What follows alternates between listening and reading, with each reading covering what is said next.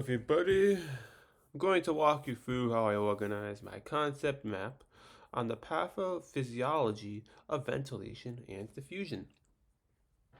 So first, instead of organizing the diseases by name or system, I decided to organize everything by mechanism of alteration.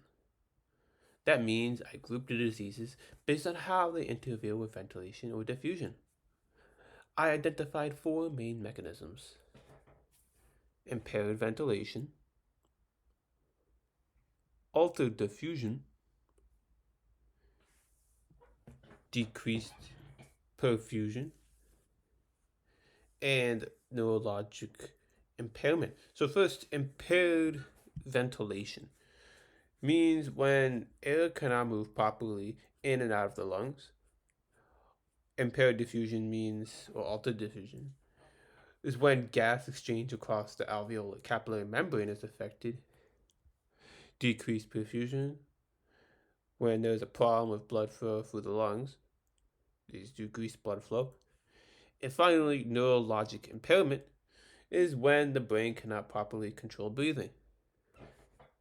So from there, I placed each of the 7 mild diseases under the category that matched their primary impact on ventilation or diffusion. So for example, for shock, I put it under impaired ventilation because shock can reduce respiratory drive or oxygen delivery to respiratory muscles, which affects how well the person can breathe. Left heart failure, I put that under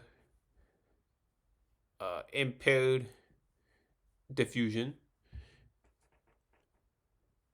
For stroke, I put that under neurologic impairment because it can damage the brain areas that control breathing. So for each disease, I also added a short explanation of the pathophysiology, how it affects respiratory function. See here, for example.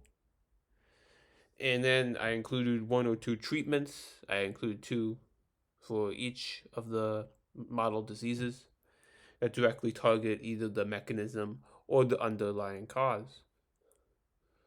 This organization helped me see connections between different diseases and made it easier to understand why certain treatments work. It also helped me focus on the why behind each disease's impact on ventilation or diffusion rather than just memorizing symptoms or drug names. So for the individual response discussion prompts, I chose number 3. Was there a concept that you felt you understood well but had that understanding challenged while completing your concept map? Yes, I thought that I had a solid grasp on stroke's impact on ventilation, but the map highlighted how variable the respiratory effects can be, depending on the location and extent of brain injury. Mapping helped clarify that not all strokes affect ventilation equally, and reminded me that neurologic damage can lead to aspiration, altered breathing patterns, or even apnea.